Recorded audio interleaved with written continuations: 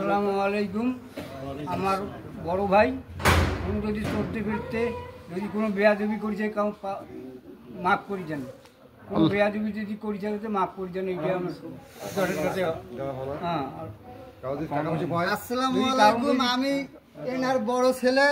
কেউ যদি টাকা পয়সা পান তাহলে আমাকে বলতে পারেন, আমি দেওয়ার চেষ্টা করব।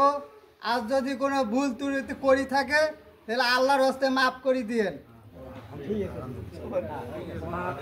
আজকে যিনি এখানে আমাদের সামনে, এই অবস্থা আপনার আমার সকলের হবে একদিন।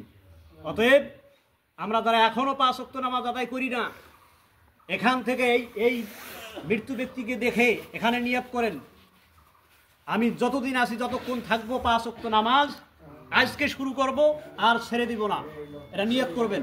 1 2 নম্বর হলো আমাদের পিতামাতা তাদের বেঁচে আছেন, যদি কোনো ভুল করে থাকি, বেয়াদবি করে থাকি, পিতামাতার কাছে মাপ চেয়ে নেবেন। যদি আপনি আমি পিতামাতার কাছে যদি মাপ না নিতে পারি, আর পিতামাতা যদি আপনার আমার উপর যদি অসন্তুষ্ট থাকে, যদি ওই ব্যক্তি মক্কা শরীফের ইমামও হয়, আল্লাহর দরবারে কোনো ইবাদত বন্দেগী কবুল হবে না। আল্লাহর নবী বলেছেন, হুয়া জান্নাতুকা ওয়া নারুকা, সন্তানের জন্য পিতামাতা হলো জান্নাত, আর সন্তানের জন্য হলো পিতামাতা কি? জাহান্নাম। কারণটা কি? আল্লাহ তাআলা বলেছেন, ওয়া কাদা রাব্বুকা আল্লা তা'বুদু ইল্লা ইয়্যাহু ওয়া বিল ওয়ালিদাইনি ইহসান।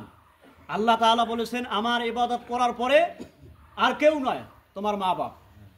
তোমার মা বাপের খোঁজ খবর নাও, তোমার মা বাপের খেদমত করো, খেদমত ইহসান করো।